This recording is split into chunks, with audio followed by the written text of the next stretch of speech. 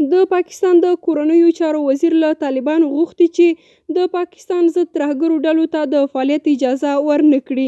د شنبې په ورځ اسلام آباد کې رسنیو سره خبرو کې شیخ رشید احمد ویلي چې لومړي وزیر عمران خان امریکا ته غوڅ ځواب ورکړی چې خپله خاوره کې پوځي اډې نه ورکوي.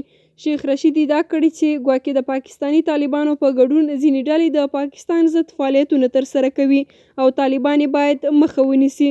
شیخ رشید وایي طالبان د پاکستاني طالبانو تحریک ته هم اجازه نه ورکوي چې له افغان خاورې په استفادې د پاکستان پر ضد اقدام وکړي.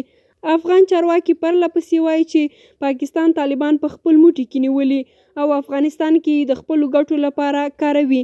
بلخوا پاکستان په حکومتي کچه د طالبانو سره د ملاتړ تورونه ردوي او وایي افغانستان کې د هیڅ یوې ځانګړې ډلې طرفداري نه کوي.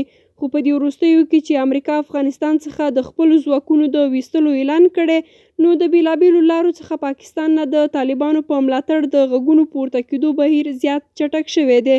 تېره اونۍ د پاکستان د بهرنیو چارو وزیر شاه محمود قریشي طلونیو سره په یوه مرکه کې طالبانو څخه په دفاع کولو ویلي و چې دا مبالغه ده چې ګنې افغانستان کې د تشدد د زیاتېدو ذمهوار طالبان دي.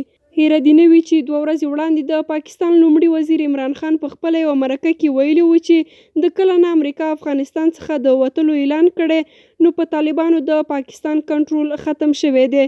دغه لوړپوړي پاکستاني چارواکي داسې مهال دغه څرګندونې کوي چې تر دې وړاندې د پاکستان د پارلمان یوه غړي هشام انعام الله هم طالبانو په افغانستان کې د دوی په ګټه بللي وو او په خبره پاکستانیان باید د دوی منندوی وي.